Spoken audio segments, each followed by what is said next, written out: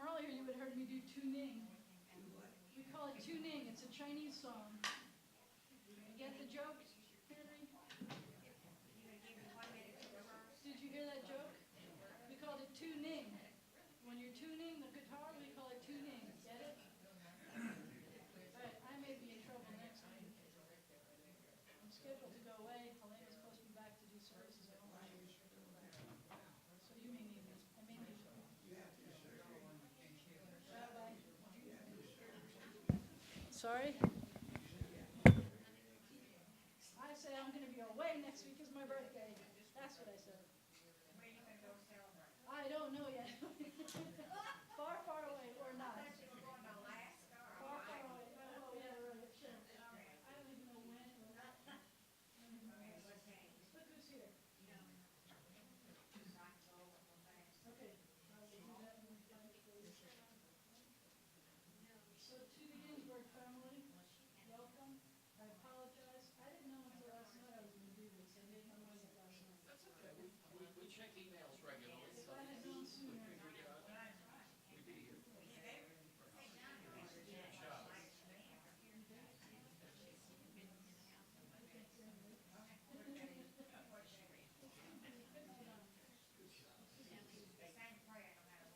It is the same thing, but it's all that extra fluffy stuff that you guys are good at and nobody else is good at.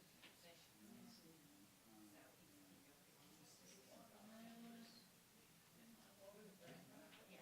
Yeah, Justice Burns with us. Page 82 for you guys.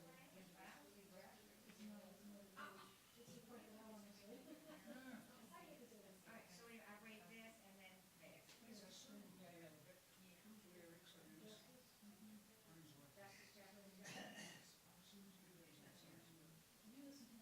everything that I did. Think about. And you want to do all Hebrew or one line of Hebrew? Saying it. Let's do that. I'm going to do 165. I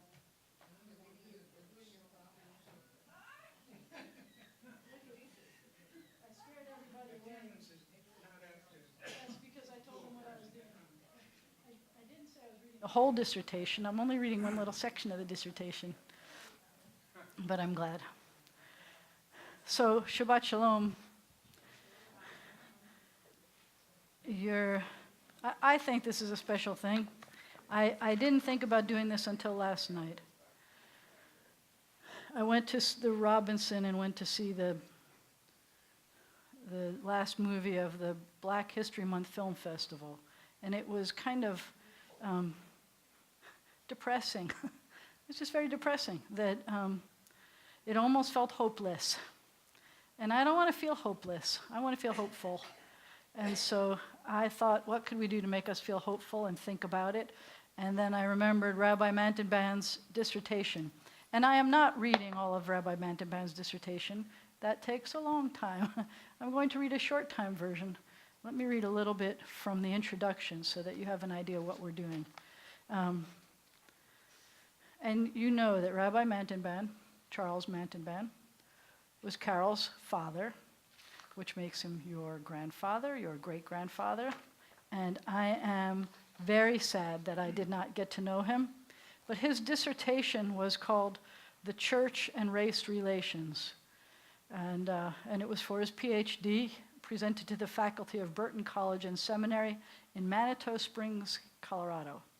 And he says he was from Hattiesburg, Mississippi at the time, and this was from 1958. 1958. So I am going to admit that was before I was born. But I think that you'll find that it's powerful to hear what the world was like in 1958. And it's significant to know in what ways we can still relate to it. But I am going to apologize. In some sense, it's an apology ahead of time because the vocabulary in this dissertation is all from 1958. And there are times when I find myself reading it and changing words. Because when I went to school, I was taught that words mean something and words can change life. When I went to school, we were taught that if we say police officer instead of policeman, then women might think about becoming police officers. If everybody is a policeman, there may not be women who would ever want to be a police officer or think that they can, or maybe people will say, well, you can't be a police officer, you're not a man. Or fireman, we said firefighter. And you can think of lots of vocabulary. We can do that another time as vocabulary. But we were conscious of this. We were conscious of making a change through vocabulary. That was something that I learned in elementary school. Having said that, this is before I went to elementary school, and this was eloquent, but the words that we're going to use are from Rabbi Mantinband's time. So I'm going to read a little bit of the introduction before we start, and then we'll do our service, and then I'll read a little bit of the dissertation as part of the process. So his introduction says, in recent months, one religious group after another has reaffirmed its support of racial equality and school integration. There's good reason why religious leadership should come to the front in dealing with this problem. It is generally recognized that the basic question is not alone one of law, but essentially one of morals. The stand of the churches must be taken on this ground. The heart of the race question is religious. To be sure, every church group pleads for patience and understanding. A gradualism that is merely a cloak for inaction or resistance is to be deplored. There is a warning against the extremist, the agitator on the one hand, and the racist on the other. Both are equally condemned. However, there can be no possibility of a compromise on moral grounds. The stigma of inequality within the family of the children of God is intolerable. It is upon this ground, as well as along the lines of constitutional interpretation, that the ultimate victory for human rights must be won. Segregation offends if it does not actually defile. The fundamental ethical and religious teachings of the major religious bodies all offer evidence to substantiate this position.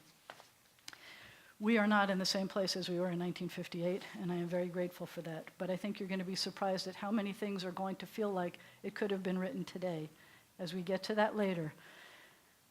But just like it will take each of us individually, looking at ourselves to make a change, to be the change in the world, Shabbat lets us do that for our week and for our spiritual selves. We get to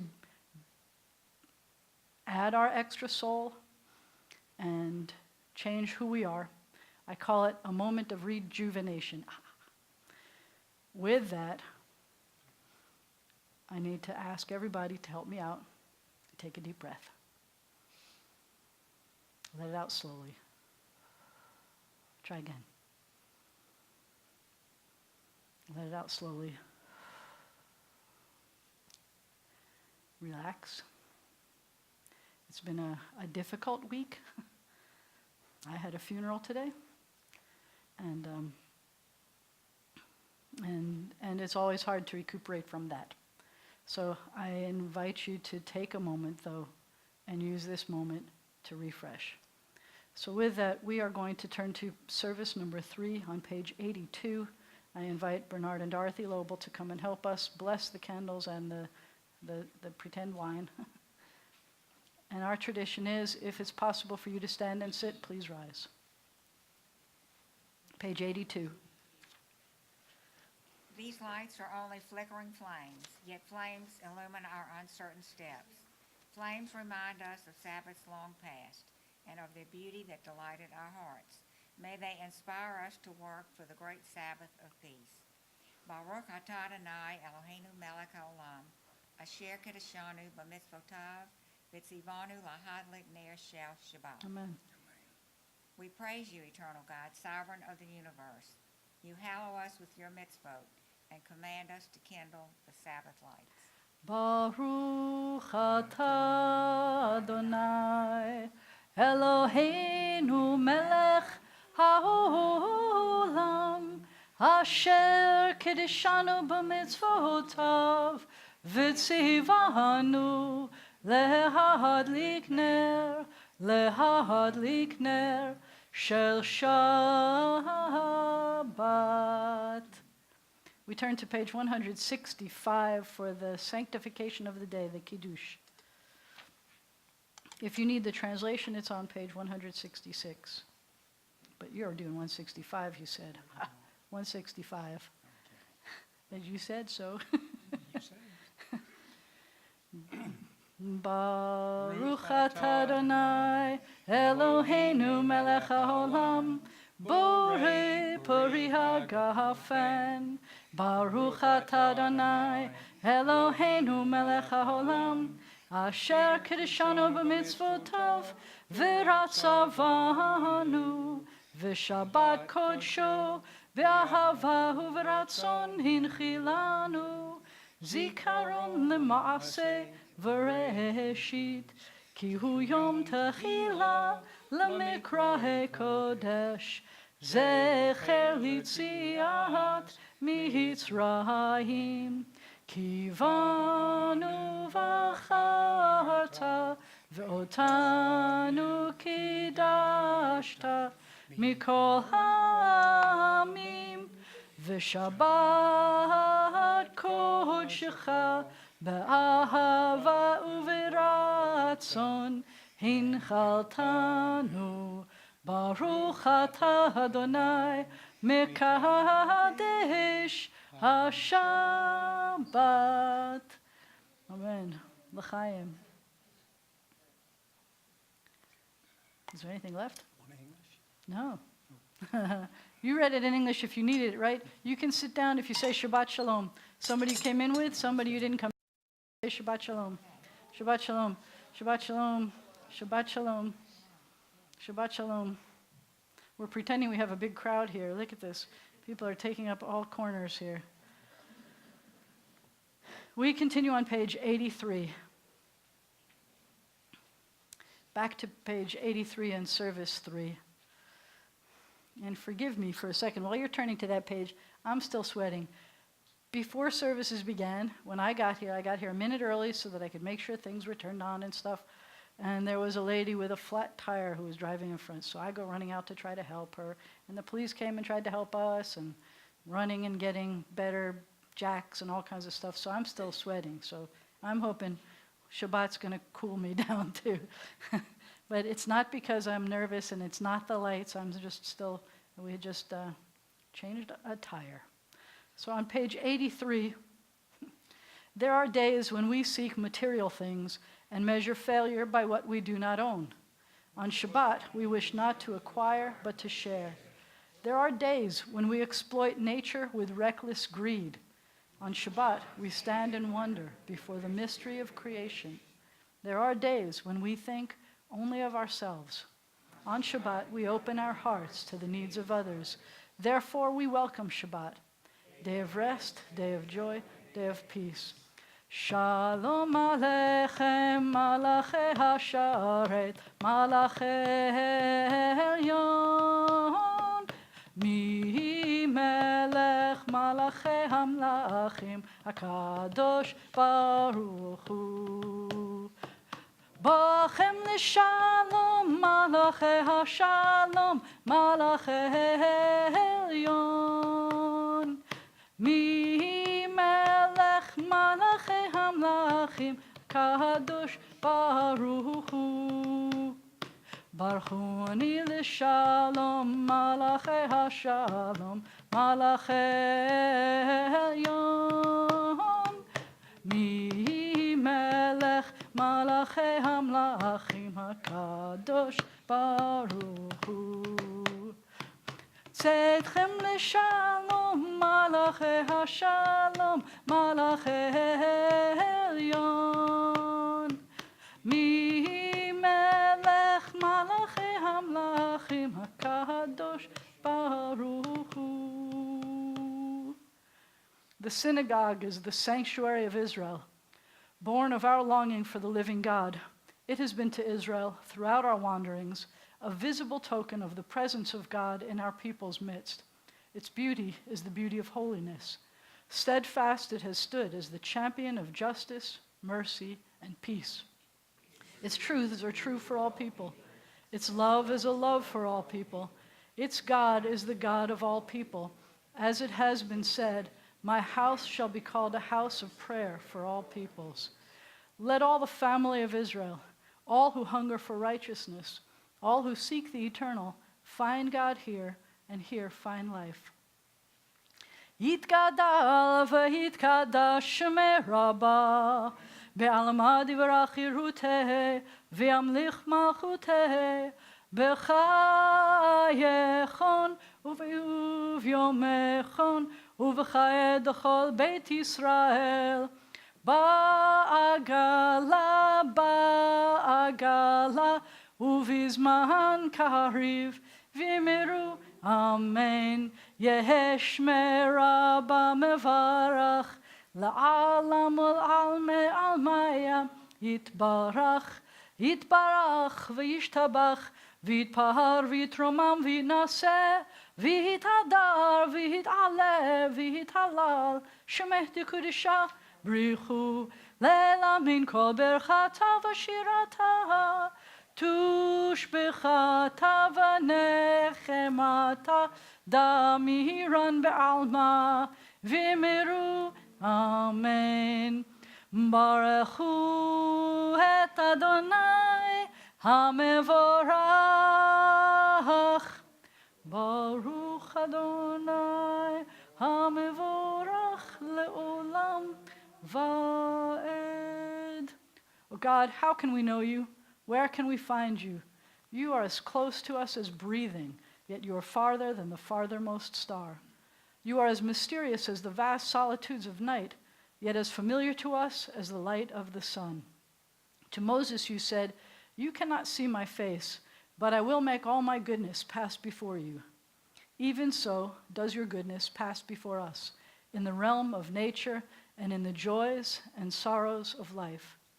When justice burns within us like a flaming fire, when love evokes willing sacrifice from us, when to the last full measure of selfless devotion, we demonstrate our belief in the ultimate triumph of truth and righteousness, then your goodness enters our lives, and we can begin to change the world.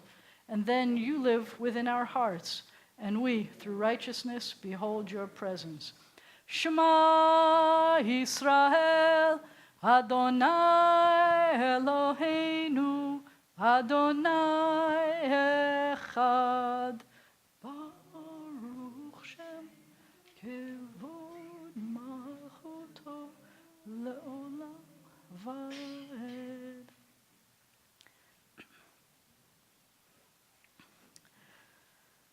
I'm going to chant this in Hebrew. If you want to do it in English, you're welcome to do it along with me, but I'm not going to do both. ואהבת את אדוני אלוהיך בכל לבבך ובכל נפשך ובכל מאודיך, והיו הדברים האלה אשר אנוכי מצווך היום על לבביך, ושיננתם לבניך ודיברת בם בשבתך בביתך ובלכתך בדרך ובשוכבך ובקומך, וקשרתם לאות על ידיך, והיו לטוטפות בין עיניך, וכתבתם על מזוזות ביתך ובשעריך, למען תזכרו ועשיתם את כל מצוותי, והייתם קדושים לאלוהיכם.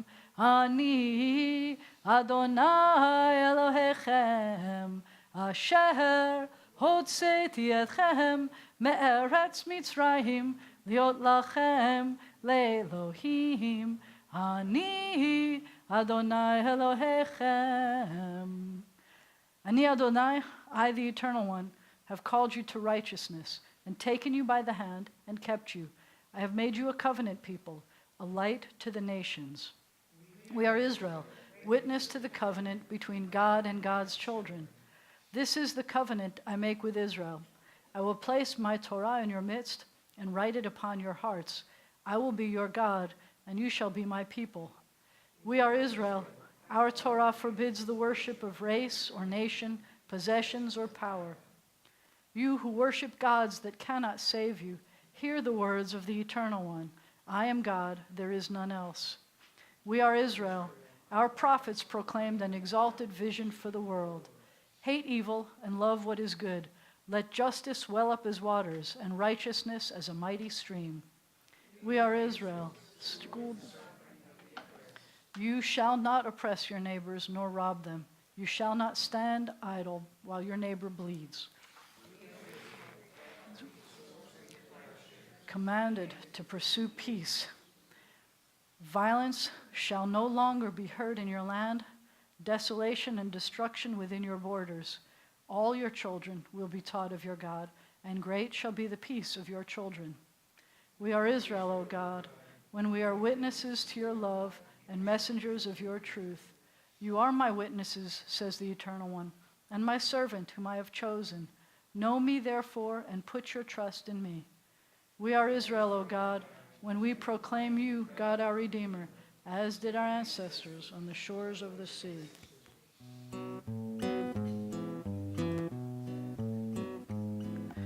Mi chamocha va'elim Adonai, mi kamocha nehedar b'kodesh,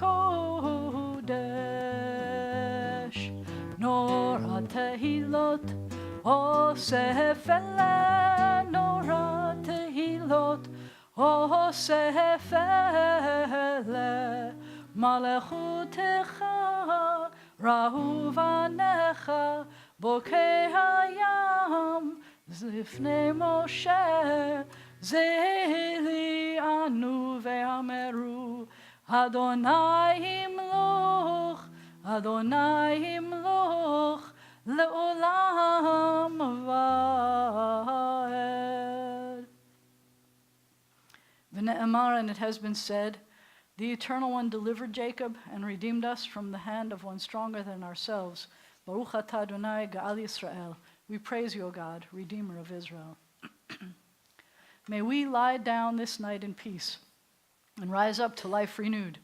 O God, spread over us your shelter of peace, of quiet and calm, and bless us with rest.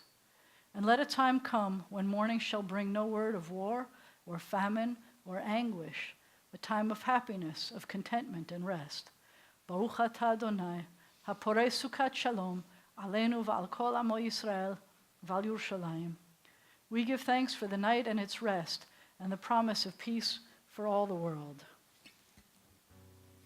V'shameru v'nei Yisrael et ha-Shabbat, la'asot et ha-Shabbat לדורותם ברית העולם. ביני ובין בני ישראל עוד היא לעולם, עוד היא לעולם, עוד היא לעולם. ושמרו בני ישראל את השבת, לעשות את השבת לדורותם ברית העולם. כי ששת שמים עשה אדוני את השמיים ואת הארץ, ושמרו בני ישראל את השבת, לעשות את השבת לדורותם ברית העולם. וביום השביעי שבת וינפש, שבת וינפש, שבת וינפש, ושמרו בני ישראל את השבת, לעשות את השבת לדורותם ברית העולם. Please rise for the tefillah, which begins on page 93. Adonai sifatai tiftach ufi yagid tehilatecha. Eternal God, open my lips that my mouth may declare your glory. Baruch atah Adonai, Eloheinu ve'Elohei avotenu v'imotenu, Elohei Avraham, Elohei Yitzchak, ve'Elohei Yaakov, Elohei Sarah, Elohei Rivka, Elohei Leah, ve'Elohei Rachel, Ha'el Hagadol, Hagibur v'Hanora, El Elyon, Gomel Hasadim Tovim, ve'Konei Hakol, ve'Zocher Hasdei Avot ve'Imahot, u'mevi Geula livnei v'neihem, למען שמו באהבה, מלך עוזר ומושיע ומגן, ברוך אתה אדוני, מגן אברהם ועזרת שרה. God of all generations, of Abraham and Isaac and Jacob, of Sarah, Rebekah, Leah, and Rachel, be praised. Your wondrous creative power fills heaven and earth. God of life and death, be praised. Through us, send help to the falling, healing to the sick, freedom to the captive. Confirm your faithfulness to those who sleep in the dust. Awesome and holy God, be praised. With acts of love and truth, we hallow your name. As it is said, be holy, for I, your eternal God, am holy. God of times and seasons, be praised. Enable us through Sabbath rest to explore and learn and impart the meanings of your Torah. Make our hearts ready to serve you this day and all days. God who answers prayer, be praised. May we, your people Israel, be worthy in our deeds and our prayer. Wherever we live, wherever we seek you, in this land, in Zion restored, in all lands, you are our God. Source of life and its wonders, be praised. You are the miracle within all we behold. You are goodness, you are compassion. We give thanks to you forever. Please join me. God of peace, of justice, and of love, be praised. Inspire us to banish forever hatred, war, and bloodshed. Help us to establish forever one human family united in peace. God of peace, bless us with peace. We take a moment for silent prayer.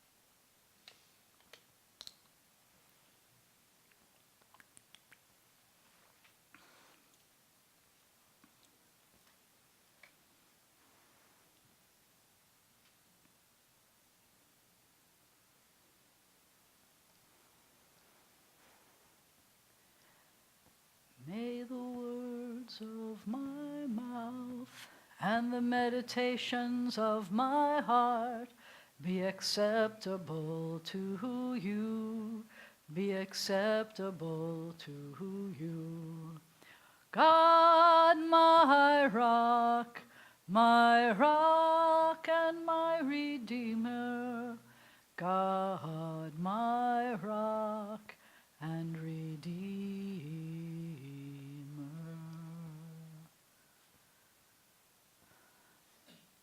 Our hearts and our prayers now turn to those who are ill or recuperating as we turn to the inside back cover of our prayer books. I turn off the microphone for a moment as we read these names off mic and off camera. Included in our prayer list today are Carrie Bollinger, Bill Bromlick, Henry Elaine Dreyfus, Lionel Eltis, Emily Gibson, Harriet Glazer, Elena Howard, Jen Castillo, Sheila Lawrence, Vicki Marks, Connie Posner, Ellen Rayner, David Sapir, Michael Stahl, Herman Van Oss, Sister Mary Joan, Virginia Walker, you have other names that you would like us to add to our prayers, I invite you to call them out.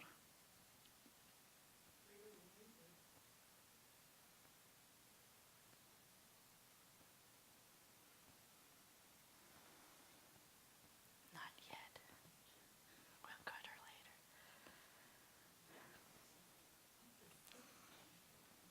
later. Either I should have said not yet or too late. Would that have been terrible if I said too late?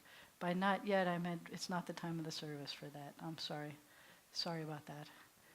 I'm sorry. We read together, "O God, in our hearts we name those who are facing illness and pain. We join our prayers with the prayers of all who love them. Give them renewed comfort and courage. Strengthen in them the healing powers you have placed within us all. Guide the hands and hearts of those who are entrusted with their care. May the knowledge of your love and ours give added hope to them and to their dear ones. May they find even greater strength because our prayers are linked to theirs. Baruch atah Adonai, Rofei HaCholim." We praise you, eternal God, the source of healing and health. And we add, Misheberach Avotenu V'imotenu, may the one who blessed and protected our ancestors guard all those whom we have entrusted with the responsibility of defending our freedom and protecting us in this country, in the land of Israel, and everywhere they've been called to serve. May they return home safely. And let us say, Amen. So I'm going to thank the Ginsburg family again for sharing this with me and allowing me.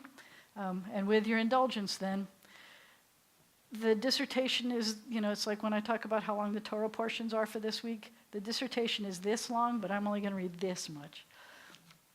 This is something that he tagged on to the end of it. It's chapter 12 of the dissertation, and it's called Integration and the Southern Jew. And again, this was an address before the American Jewish Congress, which he gave in Miami, Florida, April 1958. A discussion of the problems that beset the process of integration, and particularly the function and responsibilities of the Southern Jew, must inevitably consider such questions as, what is the overall desegregation picture below the Mason-Dixon line? What are the pulls and pressures on the Jewish community as the desegregation process continues? Has the changing order in any way affected the status of the Jew in the South? And what is the Jewish community, either through the synagogue, the welfare fund, or council, doing to come up to grips with the changing social pattern, especially on an educational level? Answers to these questions must be based upon an understanding of the history of the South. Prior to the Civil War, this area contained half of the nation's wealth. Today, 1958, it has the lowest per capita income, even though it remains potentially rich, possessing 2/3 of the nation's oil, 80% of natural gas, and 60% of the pulpwood. How are our numbers changed since then? The memory of Reconstruction days, and please, I'm going to say again, this is the vocabulary of 1958. As you can tell by his dissertation, by his words, this was meant in respect, but this is the vocabulary. It says, the memory of Reconstruction days when the Negro was thrust unprepared into political office and responsibility, and the subsequent activity of the KKK is still vivid in people's minds, even though they may be a little hazy on the facts. The new slogan in the South is, balance agriculture with industry. But the influence of the past continues in great measure, and there persists in various forms the orientation of a plantation economy and a master-slave psychology. Poverty, ignorance, a sense of insecurity, all these remain. The Negro population in the South varies from 25% in the border states to over 50% in the Black Belt area. Of the 17 million Negroes in the U.S., 10 million still live in the South. Because of regional disenfranchisement, less than 25% of the Negroes who were eligible to vote were permitted to register in 1956. Less than 25%. That year, the whites in the South registered 60% of their eligibles. Conditions seem to have worsened in 1957 and 1958. Southern white extremists have increased their strength and influence and deliberately pursue their campaign to nullify the Supreme Court decision on segregation in the public schools. They would defy and discredit the highest court in the land and flout constitutional authority. Negroes are subject to intimidation, economic reprisal, and bodily harm as those in power continue to rob them of their elementary rights as American citizens. Officials charged with the responsibility of upholding law and order, sheriffs, police officials, mayors, and private citizens, all participate in this social conspiracy. This grim picture of oppression and defiance of law does contain, however, some rays of hope. It is encouraging that in the South, the ranting of the white citizen councils and the political demagogues who fulminate about white supremacy and mongrelization of the races is offset in part by those moderates who will not be silenced and who are heard in the editorials of the daily press and occasionally in the pulpits of the land. Unquestionably, in this situation, where obscurantism and ignorance run riot, the churches and synagogues have an important role in clarifying the issues and allaying ill-founded fears. Unfortunately, they've failed thus far in assuming their clear responsibility. Dr. Wesley Schrader, a Southern Baptist on the faculty of Yale Divinity School, has indicted the churches of the South for their failures. He writes, "The godly people in Dixie, so-called, are the greatest sinners of all. The Protestant Christian Church has become the primary instrument for the perpetuation of the segregated life. It remains the greatest bulwark of segregated power. It will undoubtedly be the last bastion to fall." It can hardly be doubted that the church has lagged behind the Supreme Court as the conscience of the nation. It has not kept pace with trade unions, factories, schools, and other social institutions. The 265,000 Jews in the South, mostly merchants and professional men, are inevitably caught up in what has become the biggest social and moral issue of our day. They are exposed to all the social and economic influences and pressures of their environment. They must reckon with the Negro population who contribute largely to their prosperity and with the white citizens' councils which have considerable influence at the moment. To be sure, most Jews recognize the moral evil of segregation. Steadfastly, they have refused to join the White Citizens Council or identify themselves with its cause, even at the risk of alienating some of their friends and fellow citizens. But the majority of Jews deems it unwise to identify publicly with the struggle to eliminate segregation. It's embarrassing to them that the names of Jewish leaders or organizers are prominently associated with the Civil Rights Program or with such bodies as the NAACP and the Urban League. Not a few would urge upon their national organizations to soften all pronouncements on the race issue and to cease publicizing their frequent resolutions on these controversial matters. Rabbis, as well as lay people, urge caution and display signs of timidity. They would prefer to take things slowly, associating themselves with non-Jewish forces by support and encouragement rather than by personal participation would seem to them the better path of wisdom. In recent years, a vast amount of anti-Semitic literature has been distributed in the South, frequently through the White Citizens Council.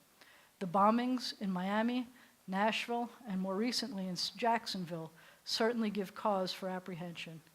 Many Jews see in these wanton acts the direct consequences of national Jewish participation in the fight for full civil rights. The Southern Jew often draws conclusions very much like that schoolboy's composition on Socrates. Socrates was a Greek. He was a great man. He went up and down the land telling people what they ought to do. They poisoned him. At a time when reason has flown out the window, every gesture on the part of Jews, it's argued, to identify with the civil libertarians is a calculated risk. One never knows who will be the next victim of some lunatic extremist. It has been maintained, too, that Southern Jews are feeling the pinch of economic pressure through a business boycott arising from the desegregation issue. A number of Southern Jewish leaders, however, have denied this as ill-informed. Rabbi Nussbaum of Jackson, for instance, has laid to rest all such rumors by stating categorically, and with some knowledge of the facts, that the position of the Jew in the South is as good now as it has ever been. As a matter of fact, the Southern Jew is not nearly as jittery as he was 2 years ago. At the recent meeting in New Orleans of the Council of Federations and Welfare Funds, the spokesman of one Southern community after another, from Florida to Texas, testified that anti-Semitism had not increased as a result of racial tensions. But, they added, it has become increasingly difficult for the Jew, either individually or as a member of a congregation or the community, to remain silent and neutral much longer. As court cases involving civil rights for Negroes are heard with increasing frequency, the Jew is expected by both sides to stand up and be counted.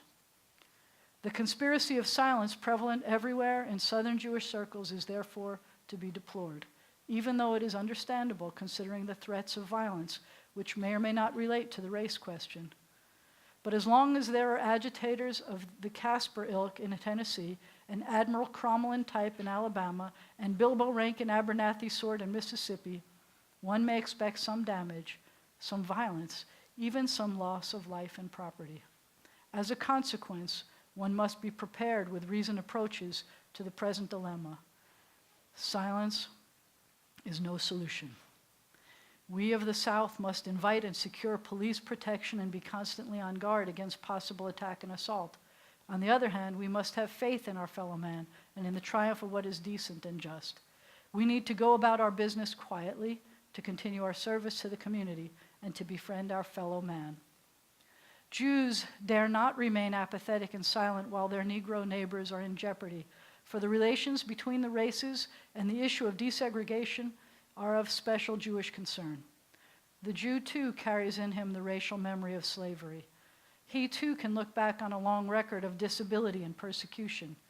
How fallacious it is to reason that as long as another minority is the scapegoat of society, Jews may consider themselves relatively safe. Unless there's freedom for all, there can be freedom for none. Without distinction of race, religion, color, or previous condition of servitude, is a basic American principle we must all accept, nor can we be moderate or gradual by supporting halfway measures. Gradualism has been defined as building a Negro schoolhouse one brick at a time. Once and for all, America must rid itself of the social disease of racism, which not only weakens our country internally, but damages us in our relations with other nations. Jewish groups in the South would do well to enlighten their constituents concerning the facts on civil rights and the race situation. One cannot justify indefinitely derelictions in the South by pointing to corresponding injustices in the North. An important beginning would be the formation of study groups, whether they lead to social action or not. Many of the large national Jewish bodies have few units in the South, and these only in the large cities. The only time the average Southern Jewish community becomes aware of the national organizations is during an appeal for funds. We don't do those anymore. Or when a situation arises that attracts the attention of the country's press. Some manner of educational non-fundraising program should be set up whereby the Jews of the South might learn more of their parent bodies. There is no reason for the individual to lag behind the group. If anything, he should be the pioneer and blaze the trail, translating by personal example his religious and social convictions into everyday life. The Southern Jew should resolve never to tolerate the presence of bigotry, to speak out, however quietly, against what is patently unjust. He must not allow his silence to be interpreted as approval of an odious way of life. The time has come for all Southerners, white and black, Gentile and Jew, to work together to achieve the progress that would prove to all the vitality of the American creed and way of life. Thank you, Rabbi Mantinband. Sorry, I can now say Rabbi Dr, because he earned his PhD by doing this. I was struck. Me and history don't get along very well. I'm not very good with numbers and names and dates and things like that. But when I find something that I can feel, that's a different thing. I felt connected to the history that he showed, even though it was from before I was born. And I am not trying to say that that is the situation that exists right now, but I'm also thinking that there are lots of times where I felt connected to what does exist right now. So that was my sermon for you. Now Mr. President is going to come up and tell us about a situation in our life, which is what we're doing this week. And thank you again.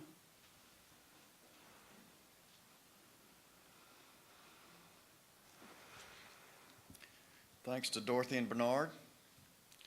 Please note the January bulletin said that tonight we would celebrate Arden Branis becoming a bat mitzvah, but that has been postponed.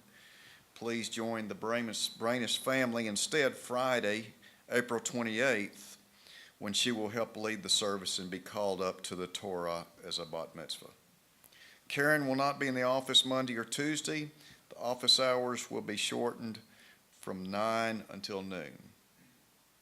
If you would like to help Rabbi Jana with the Purim spiel this year, please let her know. Purim is only 2 weeks away, so get your costumes ready. Remember to submit the information that you'd like to include in the Jewish Community Directory. There's no fee to be included. The new directory will also include cell phone numbers and email addresses if you choose. Donations were made to B'nai Zion or for Pulpit Flowers in memory of Herman Goodman by Bobby Goodman, in memory of Paul Manasseh by the Lewis and McGovern families, and in memory of Frida Kaplan Whittlance by Nell and Avery Can. Thank you.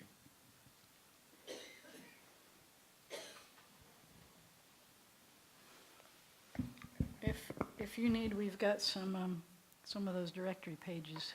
Let me know. I printed some earlier today, and I've got some to take home with you if you want. And now I ask everybody under the age of, no, I don't. Who's coming up? Would you guys come up and help me? Under the age of 50? Come on up. Help me open the ark. Yes, please. It's just kidding. I need them. Page 148, please open the ark. When the ark is open, please rise on page 148. I'm glad you're here. Page 148. Please rise.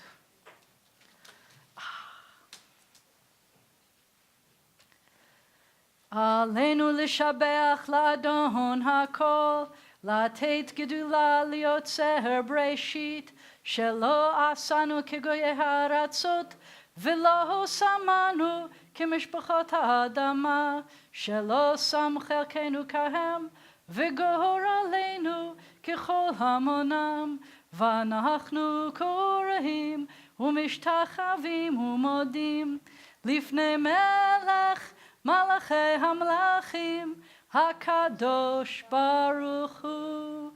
When the ark is closed, you may be seated.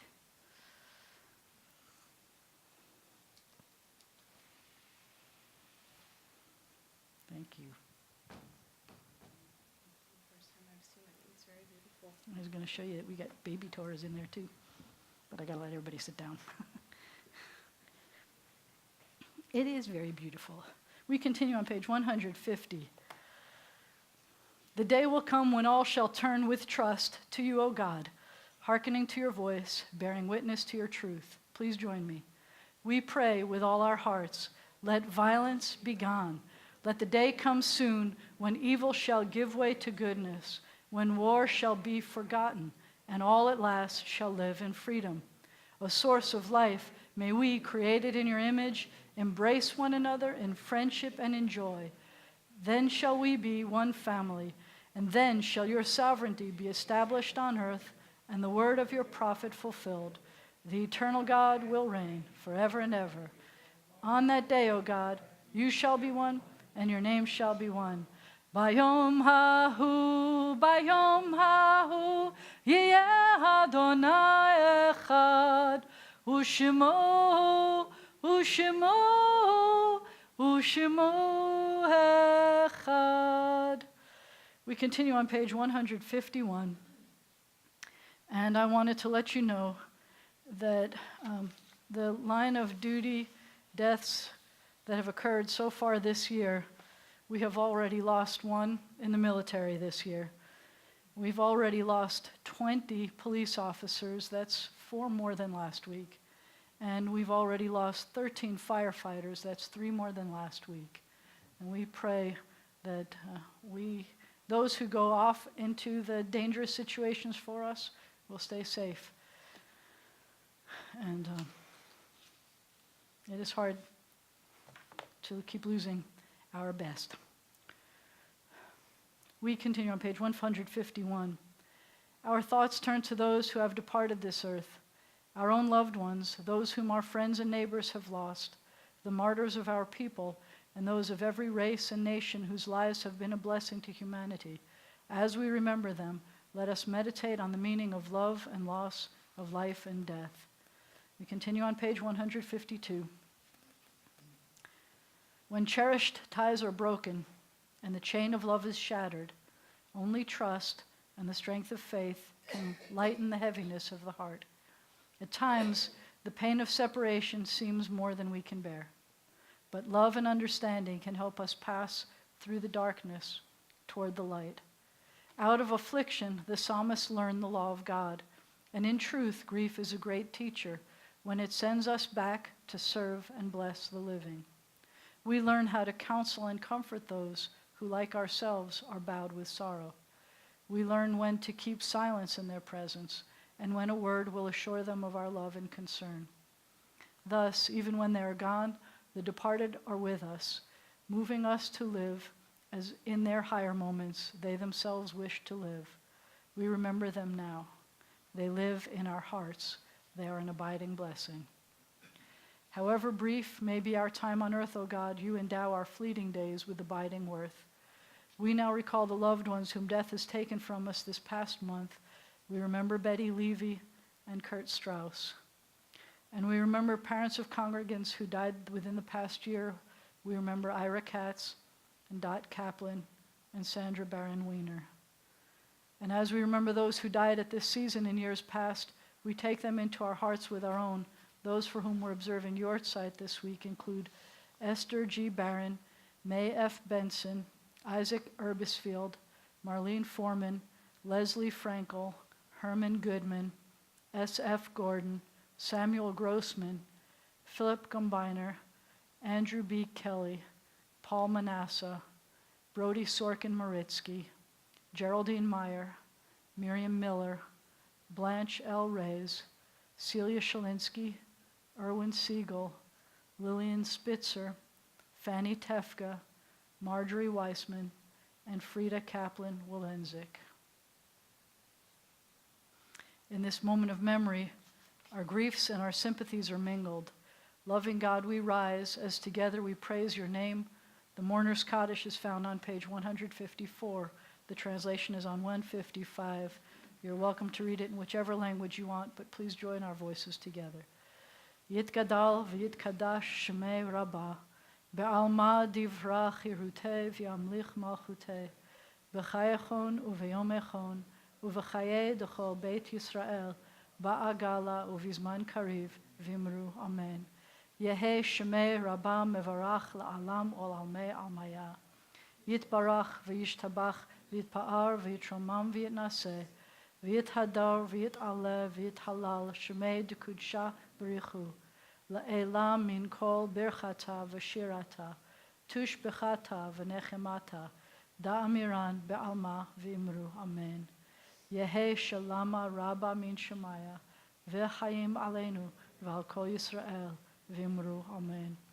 Oseh shalom b'mromav, hu ya'aseh shalom, aleinu v'al kol Yisrael, v'imru amen. May the source of peace send peace to all who mourn and comfort to all who are bereaved. Amen. You may be seated. I am going to invite the person who sang the loudest to help me with the motzi, and that's Carol.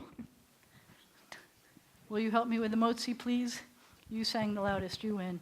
So we're going to say, Baruch atah Adonai, Eloheinu melech haolam, hamotzi lechem min haaretz, b'tei avon. That's all yours, take it. You can pass the rest here. Take it and pass. You get some. Take the whole thing. Here. Take. That's okay, we'll pass it this way too. Here, take some. Everybody's passing it along. There's more up there. Here, I'll give it to Henry. He knows what to do with it. You take the whole thing. Here, take the bread. Just the bread. There you go. You got it. There's more up there. There's plenty more up there. Please rise for the closing benediction.